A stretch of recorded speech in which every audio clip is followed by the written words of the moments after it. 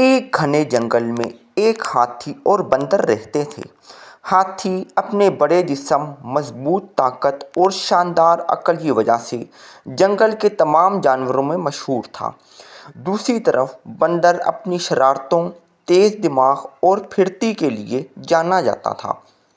دونوں میں دوستی تو تھی، مگر بندر ہمیشہ ہاتھی کو اپنے چالاک پن سے نیچا دکھانے کی کوشش کرتا تھا۔ ایک دن بندر نے ہاتھی سے کہا، تم تو بڑے ہو، لیکن عقل میں تو میرا کوئی مقابلہ نہیں۔ ہاتھی مسکرایا اور بولا، دوستی میں یہ باتیں معنی نہیں رکھتیں۔ ہر کوئی اپنی خوبیوں کے ساتھ خاص ہوتا ہے۔ لیکن بندر نے طنزیہ ہنستے ہوئے کہا، چلو کچھ مقابلہ کرتے ہیں اور دیکھتے ہیں کہ اصل میں کون زیادہ عقل مند ہے۔ ہاتھی نے کہا، ٹھیک ہے، لیکن مقابلہ ایسا ہونا چاہیے جس میں سب کی بھلائی ہو۔ بندر نے کچھ دیر سوچا اور پھر ایک چالاک منصوبہ بنایا۔ اس نے کہا، ٹھیک ہے، کل صبح ایک جگہ طے کرتے ہیں اور جو کوئی بھی جنگل کے جانوروں کے لیے زیادہ فائدہ مند کام کرے گا وہ جیتے گا۔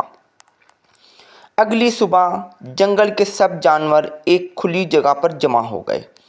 بندر نے اپنا منصوبہ تیار رکھا تھا۔ وہ درختوں کی شاخوں پر جھولا جھولتے ہوئے ایک جگہ سے دوسری جگہ جاتا اور مختلف درختوں سے پھل توڑ کر نیچے گراتا۔ سب جانور خوش ہو گئے کیونکہ انہیں کھانے کے لیے تازہ پھل مل گئے تھے۔ بندر نے فخر سے کہا، دیکھا، میں نے سب کے لیے کتنا اچھا کیا۔ اب تم دیکھو کہ ہاتھی کیا کر سکتا ہے۔ ہاتھی نے سکون سے سب کچھ دیکھا۔ پھر وہ ایک قریبی ندی کی طرف گیا۔ وہاں کئی دنوں سے پانی کا بہاؤ کم تھا اور جانوروں کو پینے کے لیے مشکل پیش آ رہی تھی۔ ہاتھی نے اپنی طاقت کا استعمال کرتے ہوئے اپنی سونڈ سے گہرا گڑھا کھودا اور اس میں پانی جمع کر دیا۔ جلد ہی ندی کا پانی گڑھے میں بھر گیا اور سب جانور آسانی سے پانی پینے لگے۔ سب جانوروں نے خوش ہو کر ہاتھی کی تعریف کی۔ بندر کو اپنی چالاکی کے باوجود ہاتھی کی حکمت اور بھلائی پر رشک آنے لگا۔ اس نے مان لیا کہ ہاتھی نہ صرف طاقتور ہے بلکہ اس کی عقل اور نیک نیتی بھی لاجواب ہے۔ بندر ہاتھی کے پاس گیا اور کہا، مجھے معاف کر دو، میں نے تمہیں کمتر سمجھنے کی غلطی کی۔ اصل حقیقت اور عظمت دوسروں کی مدد کرنے میں ہے اور تم نے یہ ثابت کر دیا ہے۔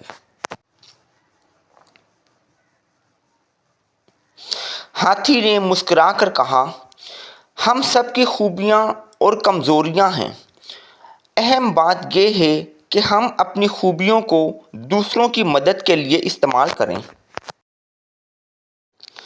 اس دن کے بعد بندر نے اپنی شرارتیں چھوڑ دیں اور ہاتھی کے ساتھ مل کر جنگل کے جانوروں کی بھلائی کے لیے کام کرنے لگا۔